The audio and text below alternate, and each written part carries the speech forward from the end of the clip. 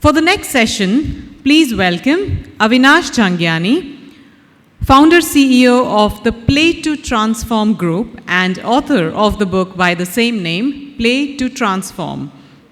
Avinash comes with a rare blend of global leadership experience in digital transformation, design thinking, and innovation consulting, complemented by a strong academic foundation which includes an MBA from the USA and a DBA, which is a PhD equivalent from Switzerland. He has held senior leadership positions as CIO at Reliance MediaWorks, US and India, and MD Digital and Chief Innovation Officer at Omnicom Group, India. Today, he'll speak more about Play to Transform. After his keynotes, he will be open to taking a few questions from the audience as well, if time permits.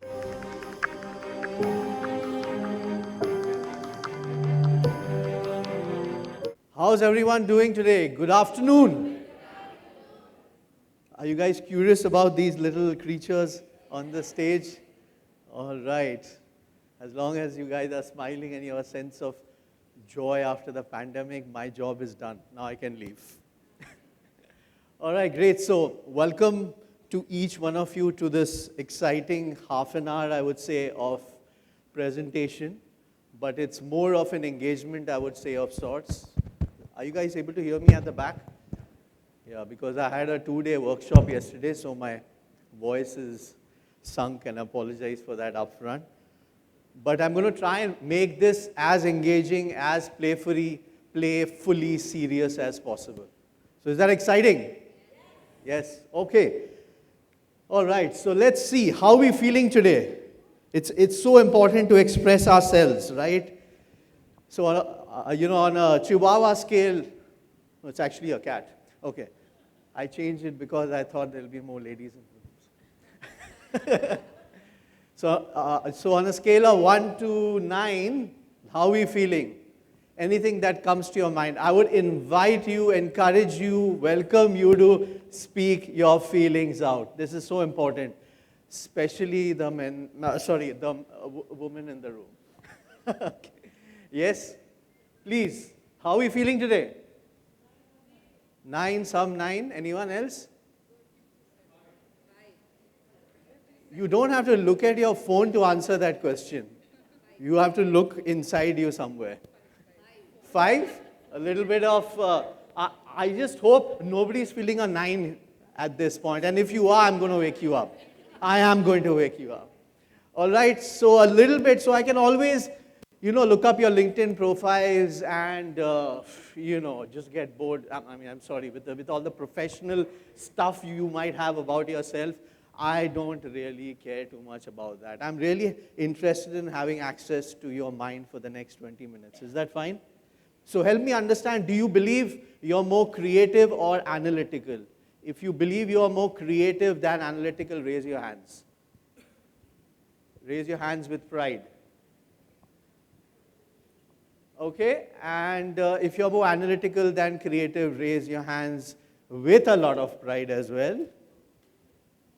This is interesting. Clearly, we have some bots and chat GPTs in the room without any emotions, or who don't feel that you are neither a human or a robot, because these days even AI has emotions, I believe. How many of us have actually played with a floppy drive? It could be a balance, which is why I said more creative than analytical. It'll be situational. I'm sorry? Analytically creative, okay. Very, very nicely done. How many of us have played with a floppy drive in the past? How many of us have not played with, have no idea how to insert a floppy into a floppy drive? No, generation. Generation. I won't go to age. It's not so decent to do that. Yes? Gen Z's in the room, raise your hands with pride, please. Any idea what do we do with this device? So I moved back from the US in 2012 when my son was 4 years old.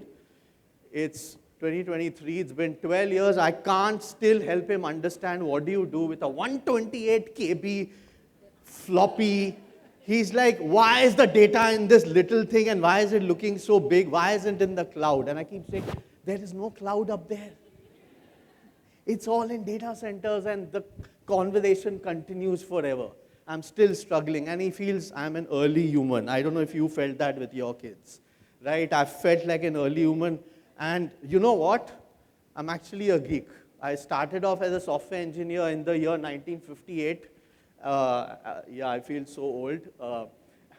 And I moved to the human side of transformation. All right, so I worked in the US for 12 years. I was with Deloitte, Reliance, blah, blah, blah. And then I moved to India, which is when my world just went the other way around because, I questioned everything I've studied and everything I worked. And I was like, this is interesting because I work with, Reliance. And I had a fabulous time with the environment there, and I had great experiences. And then I thought, okay, it's time to now move where the action is.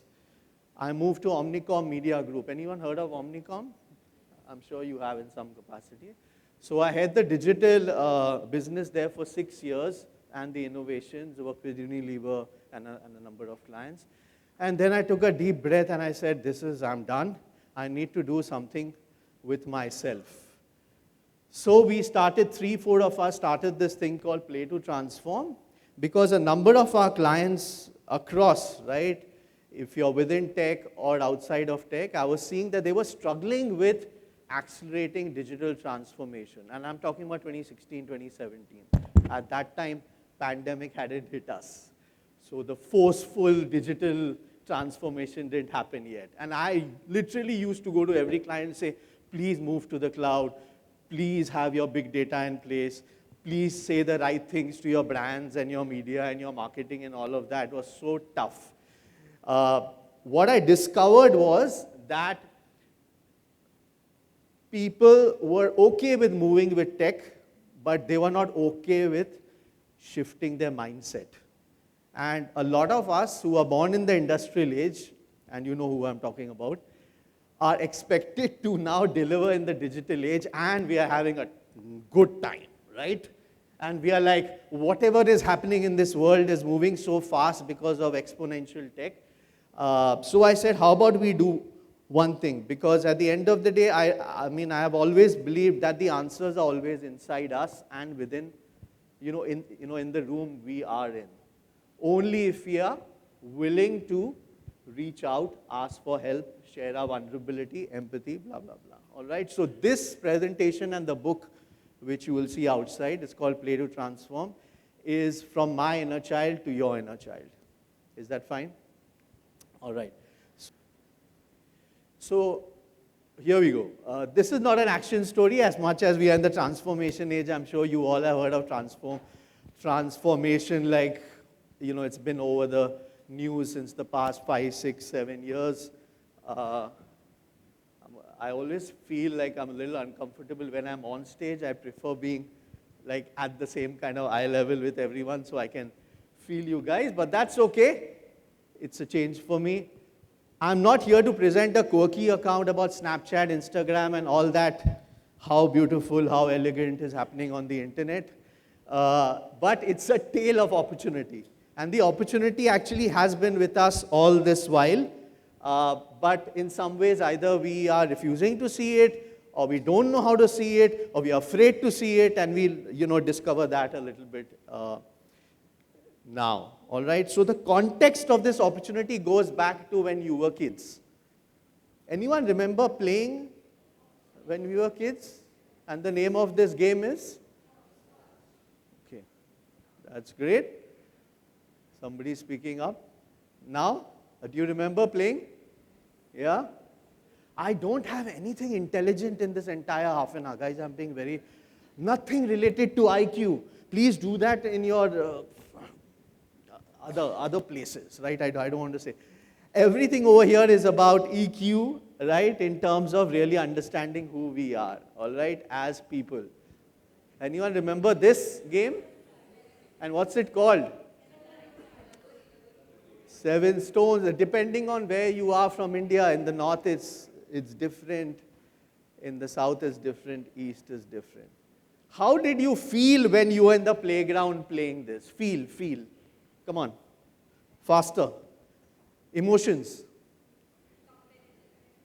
Sorry? I have to get down. I can't do that on the top. I'm sorry? What? I feel a little competitive. Yeah? Okay. Okay. Anything else? I felt fun. Yes. Why are we so shy in expressing the best moments in our life? It's so precious, you don't want to share it. Emotions, feelings, guys. Come on. I have a challenge for you. Energize. Guys, are we humans? Then where are the emotions? All right, we'll give this a shot. Why have we always seen work and play in the opposite direction? Any idea why this could be? Why haven't we ever seen work and play? At the back of our mind, if you ask yourself, we say, हाँ खेलना है तो just go to the playground. If you want to work, there's a structured environment. Please go to the office. There's seriousness, etc., etc. Is that fine? Yes, please.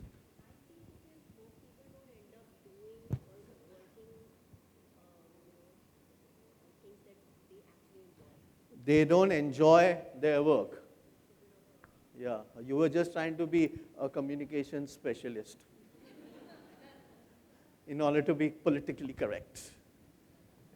And that's perfect. I'm glad you shared. Anyone else? Work, play. Why is it paradoxical?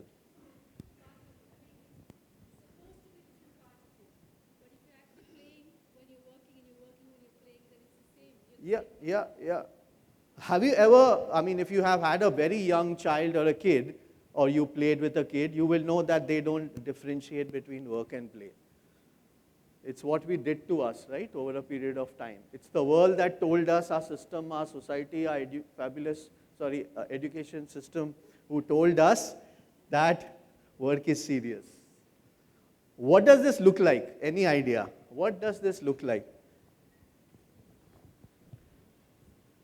No sense of humor, I see. Or maybe not. Guys, if we can't express ourselves, what's the point of being human? I might as well become a robot. So it's actually a young sea squirt. It doesn't make it better. It's a young sea squirt which has the same kind of anatomy of a human being, which means it has a brain, it has a nervous system. I love this example because you won't find this in any textbook. No kid has ever learned this. It's on Google though. You can look it up.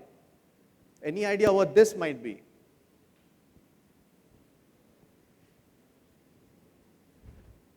It's okay to share whatever comes to your mind. Oh, I didn't give you the ground rules of this place.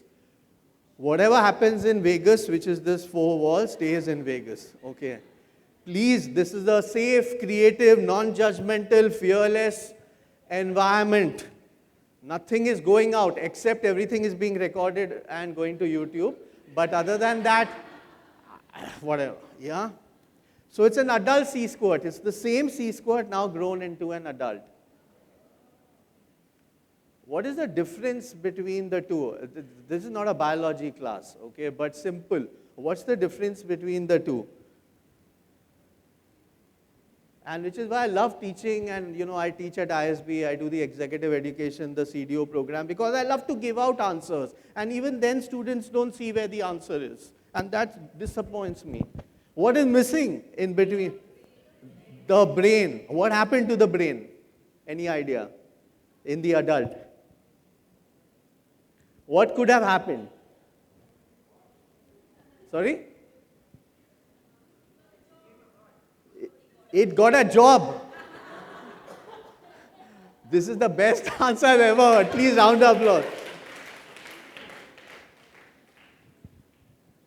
Anything else? Any other guesses? The heart broke. The heart took over. Okay? So it's anyone else? So it's the only animal that eats up its own brain because it has no use for it. So guys, I wanted to introduce you to the new proverb. It's no more about Jack and Jill did something on a hill or whatever. It's now all work and no play makes C squared a brain-eating zombie. And why am I sharing this to you? Because guys, we are in the age of AI now. Whether you like it or not, this is hitting us. There's no running away from you. So the question is, change is now happening to us at a rate where it is no more an option. Okay, so the attitude we need and to reflect on is, how do we think of infusing play into work? Now you'll be wondering, pagal hai, I speak to my boss. Okay, I can't even laugh properly at work. I can't even have a chat. Okay, forget about, right? So how about we do this? In order to understand this concept of play a little bit, and what I mean by play is actually serious business. It's important to keep a little bit of relevance to where you guys are, right? So how long do you think it took the landline to reach 50 million people? Any guesses? How long did it take? Any idea? 20 years, okay. Higher? A century? Okay, 50 million people. Anyone else? Nobody really cares, right, anymore about landlines. So anyone has a landline at home? Raise your hands. It's okay, I won't judge you. Even I have one. It's perfectly fine. So it took 75 years, so close to 100. I know you just threw that number. There you go. Yeah, so a round of applause for her, yeah. 75 years. Radio, 38 years to come, and it didn't even communicate, in a two-way fashion yet. That kind of tech. TV, 33 years for just 50 million people. Smartphone, 3 years from the time of inception. And if we can collectively say, how beautiful, how elegant, just looking like a wow. How long did you think it took to become viral? Probably a few hours, I think. It reached like 1 million or 2 million people. 50 million was like in a day, right? Just interesting. We know this, but I want us to not take this for granted and bring this up in our conscious mind, because we need to understand the opportunity that is right in front of us. Just by the way, I'm from the landline generation. So, simple guy, simple truth. Industrial age people, hammer, extension of the arm. We created, right? Evolution. Digital smartphone, extension of our mind. Simple to understand, simple to stay. All right? So here's what the big key takeaway is in terms of evolution of tech. In the age of AI, IoT, RPA, AR, VR, ABC, WTF, I have no idea how many other acronyms will happen to us in the next 20 years. The question is, so what? So how about we do a quick kind of a quiz to understand these terms? AI, everyone knows, artificial intelligence. IoT, Internet of Things. RPA, if you're from banking, you would know this. Robotic process automation. AR, augmented reality. VR, virtual reality. NFT, non-fungible tokens, which was a joke, right? 2 years it was a trend, and now it's out of the window. BC is my term. Sorry, I know it's not what you're thinking, but it's blockchain. It's like, thank you for the education. So the question is, so what? How does this impact us as leaders, as brands, as businesses? What I want us to understand, whether you're a leader at the top or you are somebody below in the hierarchy, you're being hit by 3 different, unique transformational challenges. One is digital is up our ... That there is no way we are not going to not work with digital. 2 is ESG. I'm sure you heard of the word, right? So anyone, full form? Come on, PR comms, what is this? Environment, social governance, all right? And the last one is DEI, in the word of diversity, equity, inclusion. These are the things which are hitting us. Do you see an interesting theme or a common theme across all of these challenges?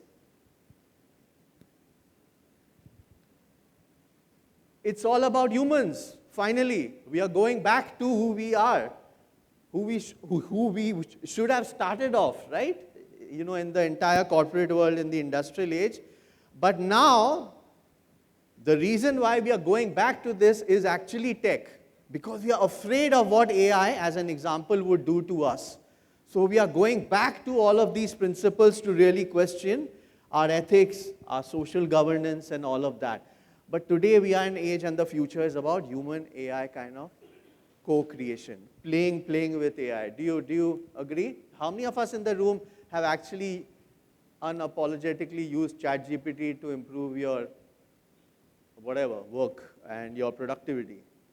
With pride, please. Awesome. You guys are the future, right?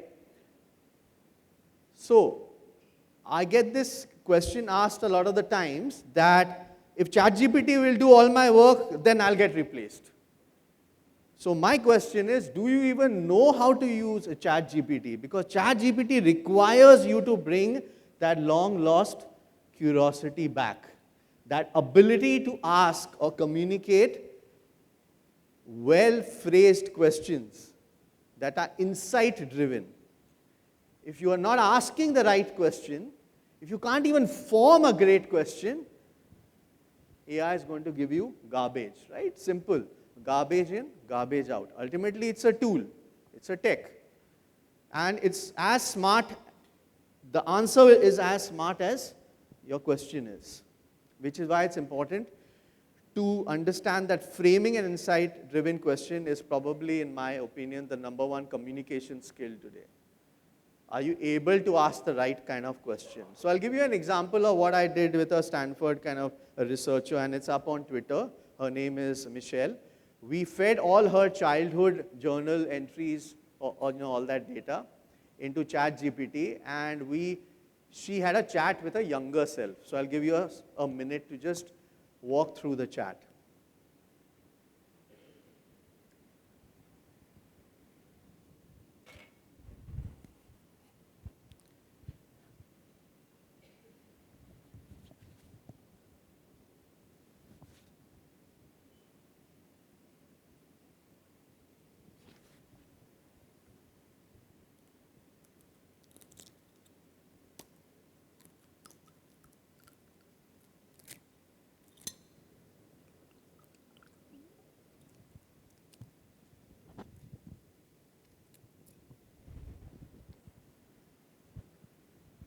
Cool? Isn't that interesting?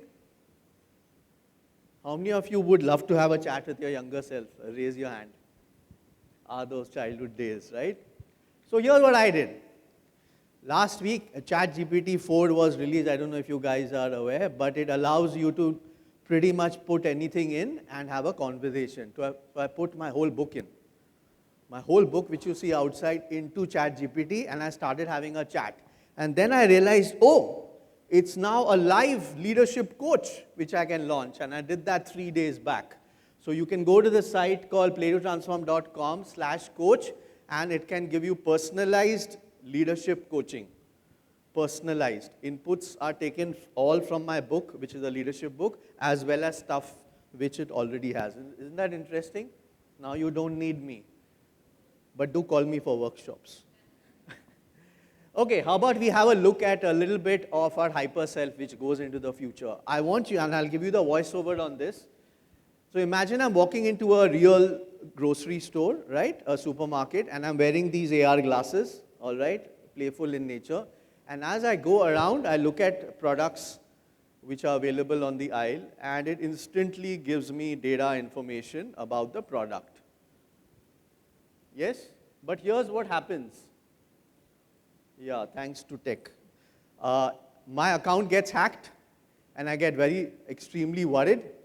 So I try and reach out to customer support, and I get a chat bot back, which is highly frustrating because the data inside it is also a little corrupt because it's hacked, right? So she's addressing me as Juliana, where clearly I'm a man standing over here, all right? So I get very frustrated, and I reach out to a real person, and I say I want real experiences, which is where you see this handsome dude who's appeared. And he was like, don't worry, all your credit, your points are safe, and I'll take care of you. What do you not like in this experience? Any thoughts? What do you not like in this experience? Quickly. Or you want to start with like? Like or not like? Whichever one. But it's important to just share quickly. Anything you feel a little frustrated with? Or is it nice? Is it cool? Okay, generic answers. It's not personalized, okay. Anything else? Correct. It's not very understanding or say that engaging, right? Anything else? I'm sorry? Too much clutter. Thank you, right? You're not giving me stuff in moments that matter to me. You're just throwing stuff at me. Do we want that kind of experience? We don't want. Now, just because tech can do something, it does not mean it should do. Right? It does not mean it should do. The ChatGPT guys, AI, technology, or IT people will shove tech and say improve your productivity. But who should be the decision maker? It should be the consumer. It should be the user of that brand or that experience. So I don't know if you guys have heard of design thinking. Anyone? Yeah, design thinking. So design thinking quickly, is a process or a mindset, I call it, for really embracing uncertainty and chaos. And we don't start with ideas. If I give you a problem, right? If I'm going to design a new experience or a nice kind of communications strategy, I don't go directly into ideas and brainstorm. I try and understand who am I serving, who am I solving the problem for. So empathy. Then after I get a lot of that ethnographic insight, right, about my customer, who I'm serving, then I try and go back and revisit my problem statement, reframe that into a nicely articulated question, which I can address, and then go into the brainstorming and experimenting stage. Now understand, this is an iterative process. Interestingly, we were all born with this skill. As children, have you ever seen a 3-year-old attempting to climb a chair or some stairs? They don't see failure. They only see, I want to try harder, I want to push myself, I want to experiment more. So in their mind, they're pretty much doing the design thinking process. But now we have to teach this to adults because we forgot being a child, right? We forgot. I'll give you some stats just for the analytical minds, right? If you look at the fastest growing innovative companies like Starbucks, P&G, Nike, Apple, Google, Dr. Reddy's have actually grown by more than 200% in the past decade, silently, secretively using human-centric design. And design is not about product or service. It's actually about how you think in order to influence what you're creating, right? For me, keep it simple. Intersection of tech, business, and culture. But for me, tech and business is relatively the easier part. Isn't that right? I can get a vendor to do tech. Business, obviously I'm in industry, so I have some kind of understanding. Yeah, challenges are there, but it's okay. The hardest part is how do I shift people's mindset in my organization, starting with leadership on the top. Does everyone agree any transformation in your organization requires some kind of leadership buy-in, right? And it's more often than not, we don't admit it, it's about our human software. It's about the way we think that resists the change or does not allow us to grow as fast as we want. So guys, it's time to really focus on our human mindset, right? So a lot of us, whether you know it or not, you are very unconsciously doing different things in your organization outside your job description. I know this is not news to you, but I'm just letting you know, right? But two expectations now are business orchestration. That means I'm willing to reach out and ask for help, irrespective of the reporting structure, so that I can make my job happen, which is extremely matrix right now. And the last one is culture hacking. Culture hacking is the hardest part. Especially, I feel sorry for the Gen Zs and the younger millennials who are walking into the corporate workforce expecting that they are going to be welcomed with open arms, and when they come in, this is not even in my JD. Why am I doing this? It's frustrating. Why am I working for 18 hours a day? I didn't sign up for this. And if you ask the Gen X's and the slightly senior people, this is the way of life. They will transfer everything you say into a learning opportunity and into growth. There's nobody who's right or wrong here, guys. Do what works for you. Be where you want to be. But understand one thing. If you're excited about who you are and what you bring to the table, forget everything else and hack into the culture of your organization. Because ultimately, the first thing you need to really care about is your own mental well-being. 5 cultural shifts to accelerate innovation. Quickly, after this, we are going to do something more interesting because I want to do a quick recap. These 5 are broadly the cultural shifts you'll find in my book, in-depth stories, case studies. But what I've discovered with my clients and a lot of people, research I've done in my doctoral kind of degree, is that we have to stop thinking of our customers as buyers. We have to start thinking them of humans with emotions.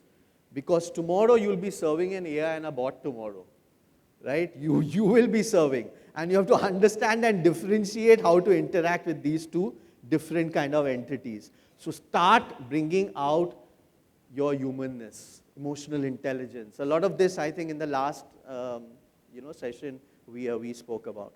Stop working in silos. It doesn't work anymore. There's no way you have all the answers in the room. You have to be able to reach out and co-create. And today you have AI as your friend. If you're shy and you're introvert like me, I was like 20 years ago, I used to hide behind the screen. I wish I was born in this day and age. I don't need to talk to anybody. Just work with my AI and get it done. Not encouraging you to do that. But if you're a shy introvert, find your space for co-creation. That is very, very important. Thirdly, gone are the days of efficiency. Everything is getting automated through bots and AI and tech. The question is, what are you going to do? You're going to go back to who you are, which is basically rediscovering your inner child, bringing out that disruptive creativity, because that's something no bot or AI can do. And even if they are being asked to do, it's humans who are training them to do it. So sustainable creativity. So find your spaces, psychologically safe spaces to express yourselves. The workspace may not give you. If you're a leader in the room, I would encourage you to create safe spaces in your environment, in your work environment. Because the millennials and the Gen Zs want to provide that creative value, right? Fourthly, gone are the days of best practices and I know everything because I'm a senior leader, I have all these things I've done. Today, the world is so different. We can't even predict how things are going to look like in the next 2 years. In fact, every time I sit with a client and say, Avi, we should sit and create a 5-year business plan. And I get so uncomfortable. I'm like, do you even know how your industry is going to look like in the next 2 years? No, but the investors need it. I said, I get it. But we have to be real about this. All right, world is changing so fast. Let's not depend on what we've done. Let's start experimenting more, failing fast and forward, right? Learning from the failures as opposed to venting and feeling sorry that I made a mistake, right? And that requires a safe kind of space. And the last one I love because I've lived that 12 years out of the 24 years of my corporate life is, and it's beautiful, and I think we need to untap that in our Indian DNA. We already have this, is our ability to work in unstructured environments and chaos. We try and mimic the West, and we say, let's get more structured and process. When you're dealing with crisis, uncertainty, chaos, forget the West. They're all looking at us, actually. They have no idea how this magical system works over here. So we have it in us. Let's untap that and make full use of it. And I call that harmony in chaos. We perfectly know how to do that. Now, it's not this or that. It's not this or that. It's this and that. And I think in the last kind of presentation, I think it was Aarti who actually shared, it's that in between. The grays is what we need to really untap into. Simply put, let's stop working seriously and start playing seriously. A little bit of a paradox, but I'll help you understand in a bit why we need to do that. So the overarching really question is, listen, change is here.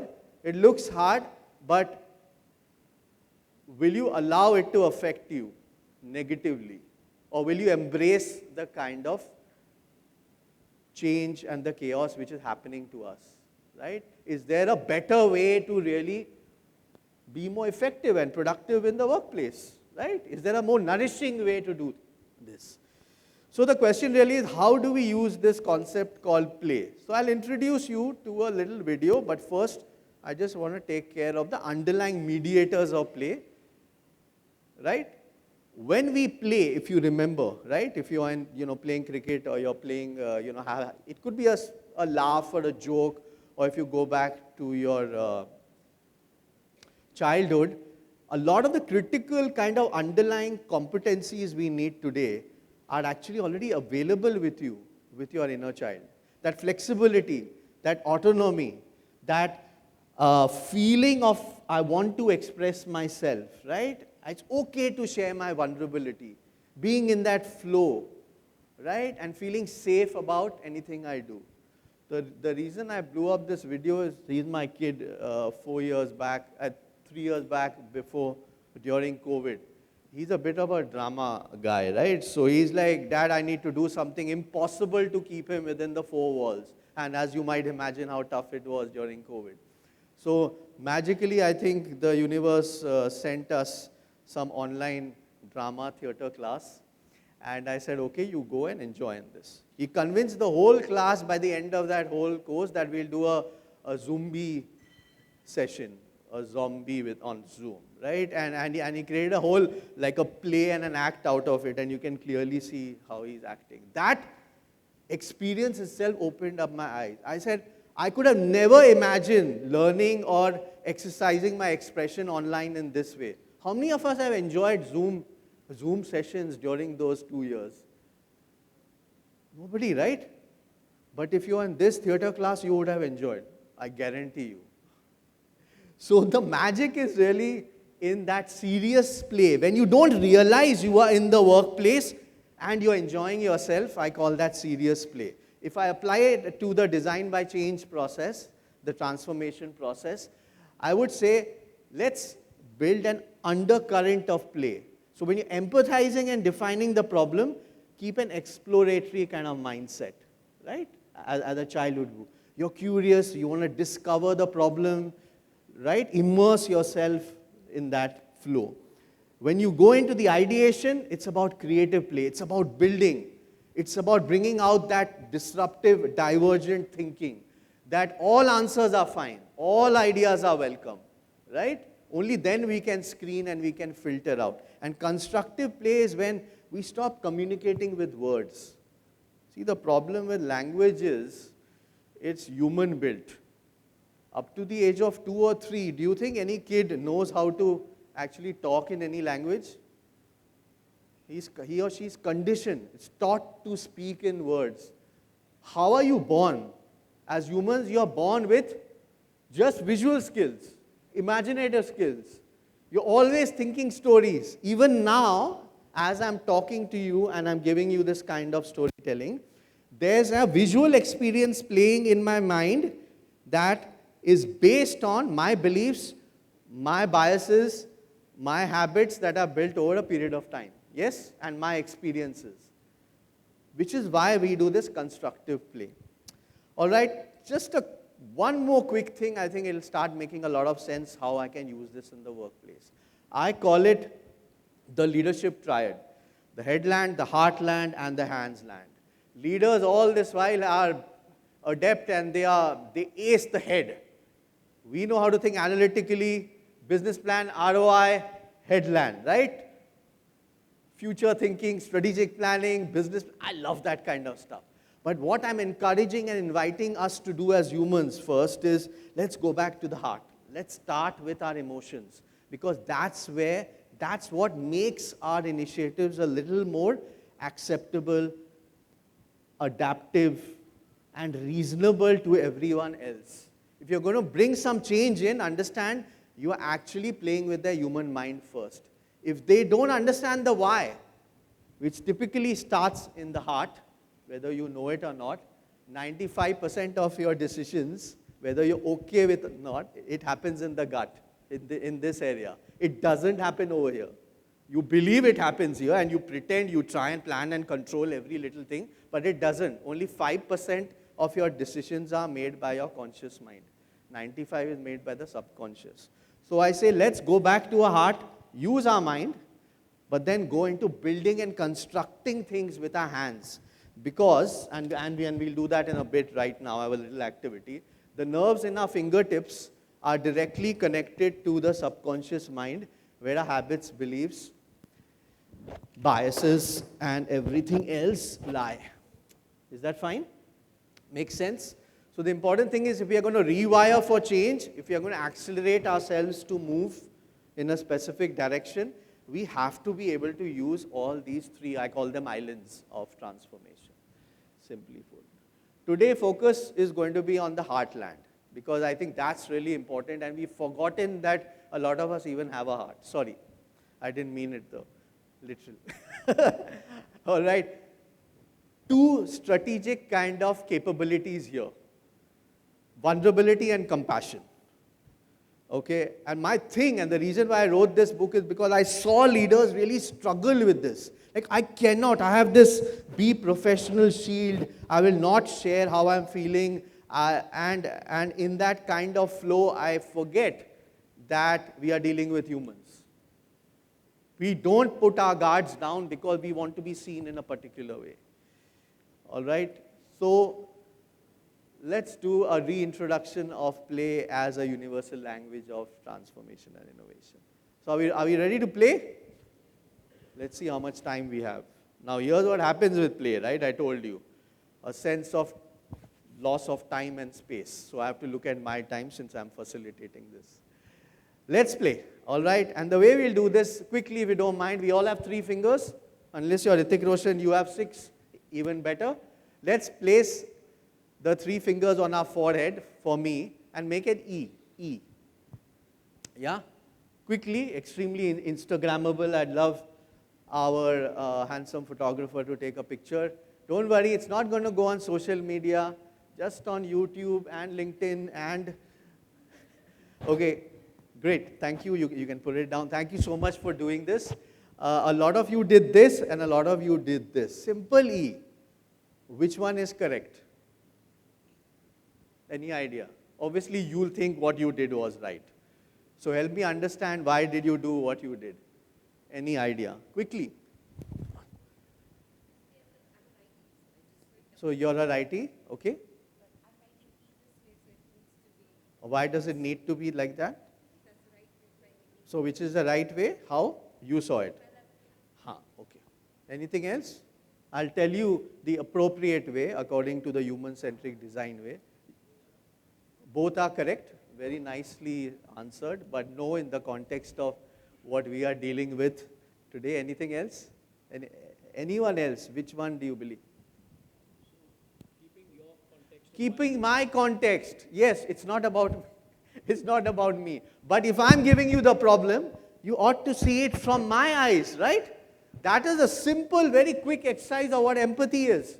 If we still didn't get it, I have invited my friend Mark Ruffalo. Do you know him from some movie? Mark Ruffalo? Which one? Hulk, yes. He's my pal, whether you believe it or not. Sorry, humbly. So I told him, since you can't come all the way from the Bay Area, please send me a short clip for this group. So here you go. Hello, I'm Mark. And I'm Murray. And we're here to tell you about the word empathy. Empathy, yes, empathy. Tell them about the word empathy. What's wrong? You're not going to believe this, Mark. What? But I can't remember what empathy means. No, that's okay. That's okay. I'll tell them what empathy means. Oh, boy! This is so exciting. Mark Ruffalo is going to tell us about empathy. Oh, boy, oh, boy, oh, boy, oh, boy! Can I do it? Go, please, go for it, Mark. All right. Empathy is when you're able to understand and care about how someone else is feeling. Oh, right. That's That's what empathy is. Yes, yes. I don't get it. What? Sorry. Okay, let me see if I can explain it to you in some way. Okay, I'm gonna listen. Let's say I'm walking along and oh! What? I stubbed my toe. Oh, that hurts. Oh, you poor thing, Murray, Mark. Oh, Murray. that hurts. I It can hurts imagine so much. exactly how you feel. That's Ouch. it. Oh, wow, what's it? That's it. That's empathy. What's empathy? You could imagine exactly how I feel. You could understand just how it felt. That's empathy. I still don't get it. What? I still don't get it. Okay. Let's think of another way. Okay, let's think of another way. Thinking. Oh, Murray. What? Did I tell you about that time when I lost my favorite teddy bear? Oh, no. It was. This is very sad. Did you love that teddy bear? I Mark? loved that teddy bear. Oh, I can imagine exactly how you feel. It's really sad feeling. It makes me want to cry like this. It was sad. It was so sad. But you know what? What? You know what empathy is. I do? That was empathy. What? You could understand how I was feeling, exactly how I was feeling, and understood it. That's empathy. I get it now. Yes! Yes, I get it! Yes, I understand yes. empathy! You understand empathy, I'm Murray. so happy right now! I'm it happy makes me want too. to dance the dance of happiness! I can imagine exactly how you feel. I want to dance the dance of happiness too. Then what are we waiting for? Let's do dance! Empathy! So if you still don't know what empathy means, then talk to your mother. My mother told me all my life, now you know how I feel? That's where I learned. I don't need any class. That's the only way I feel now. Almost traumatic, but it's not so. In the workplace, many of us have been lobotomized at times. Opposite of empathy. Right? Made to feel that we are not good enough. Made to feel that we are not functioning the way we function. Isn't that interesting? I don't know if you guys have had a look at this graph before, but here's the 4 stages of what I call is empathy by Daniel Goleman. You probably have heard of him, right? So it starts with sympathy, which is the complete opposite, right? That bechara, I feel pity for you. That does not help. That's negative energy. Let's move that up to empathy. I feel with you, with, right? A lot of the times your friend or your colleague don't want your advice. They just want a listening ear. Just be there for them. Stop always thinking of giving them answers. That does not help. Empathy means being in their shoes, literally feeling, thinking, but not acting yet. They don't need your advice. They don't need your support. Compassion is where you act on that understanding of empathy. But be careful of compassion. Don't be intrusive. Ask for permission. Still, if they don't want your help, back out. I'm being very straightforward with you. A lot of us just today, thanks to the pandemic, the way things are, we just want somebody to just be there. Just be there as an emotional support, just to listen to us without really judging us.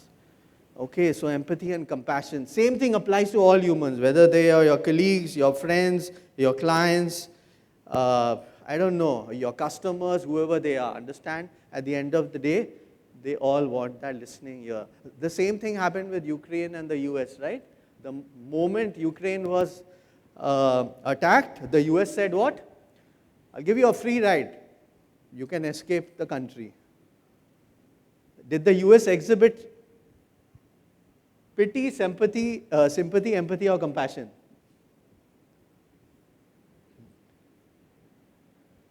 Pity.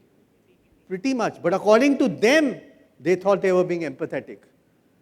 Horribly failing at empathy because they did not truly empathize with the Ukrainian president.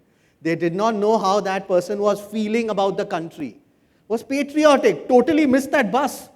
Whatever. This is not about you, right? It's about the other person. And which is where we miss out a lot of the times in small interactions with our own employees. News.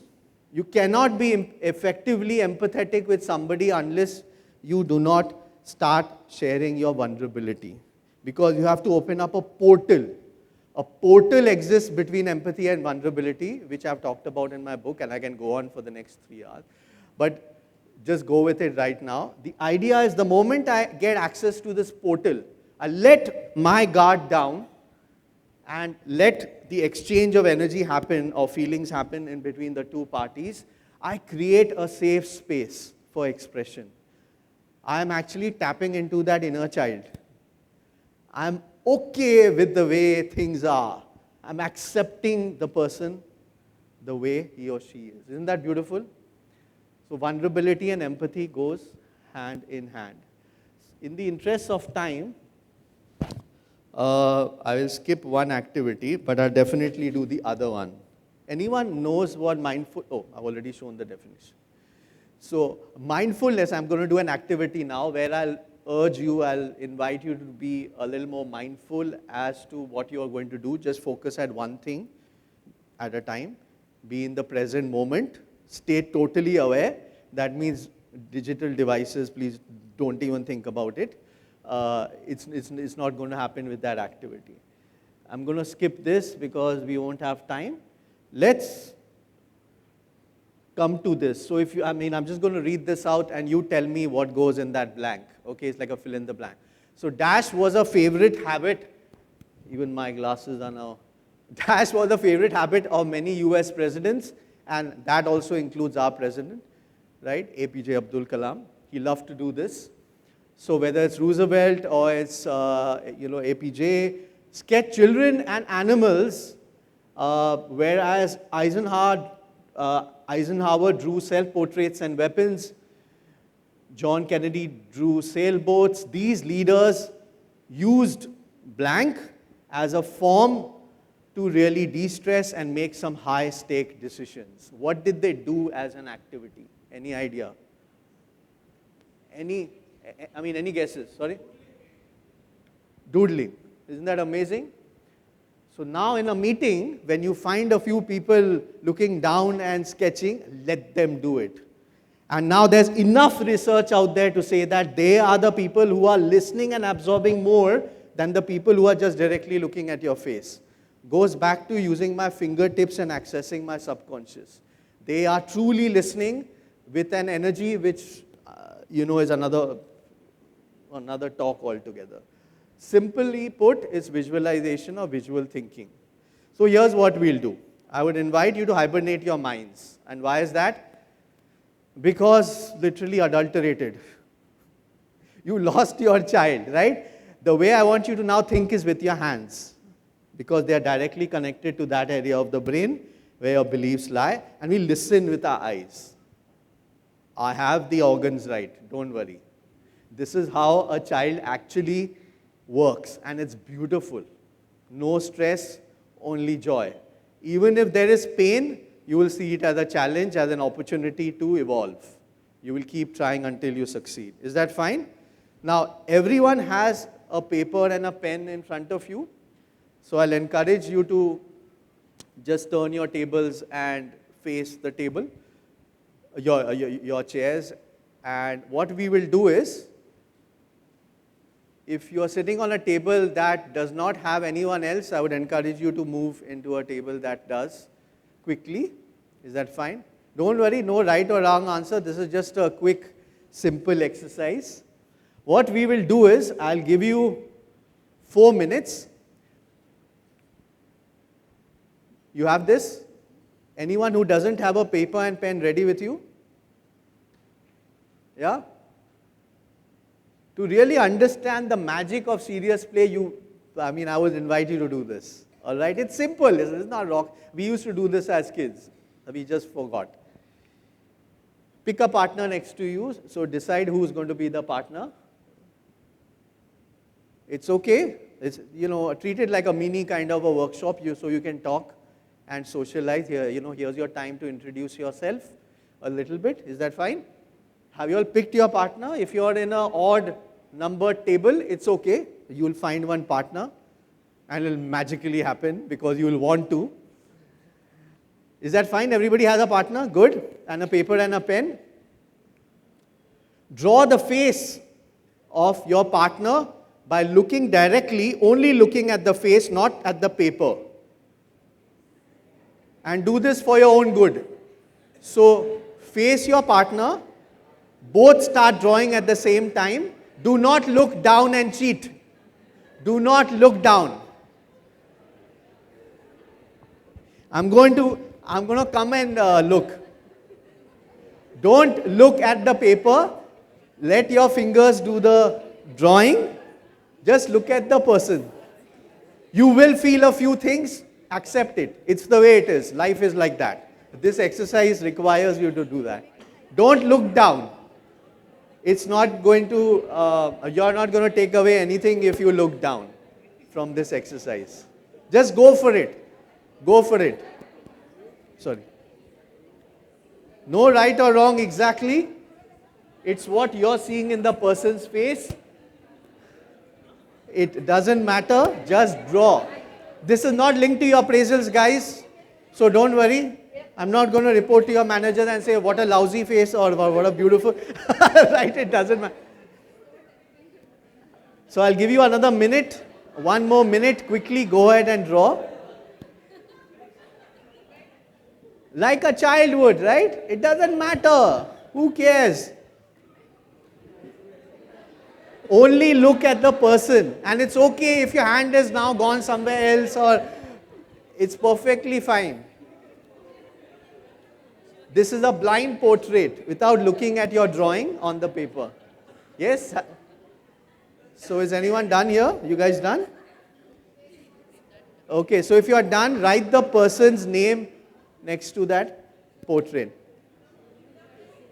And share that portrait. So switch the papers and have a look at your drawing and give your drawing to the other person.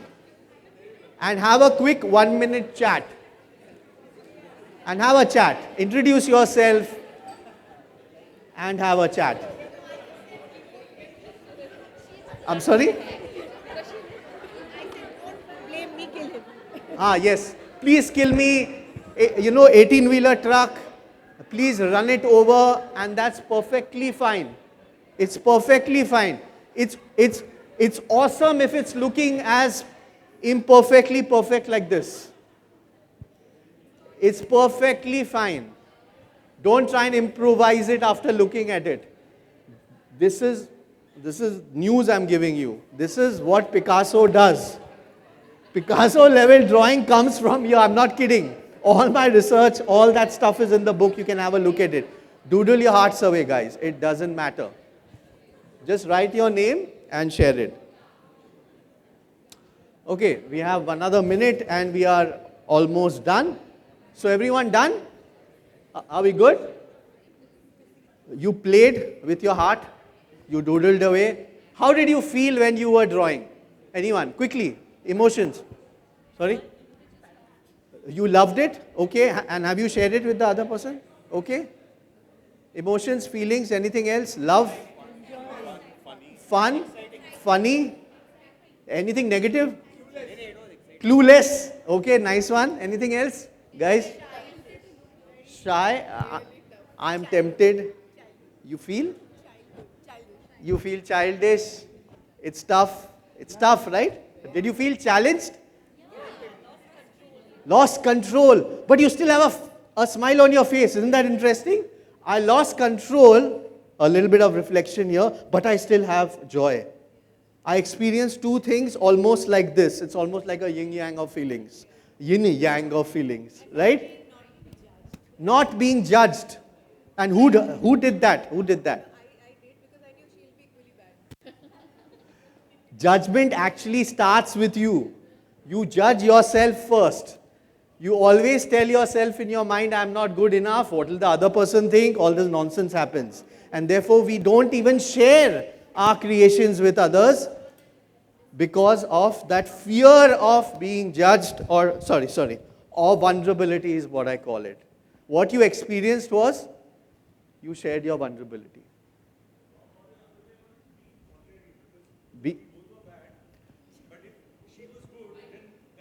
Who said you were bad?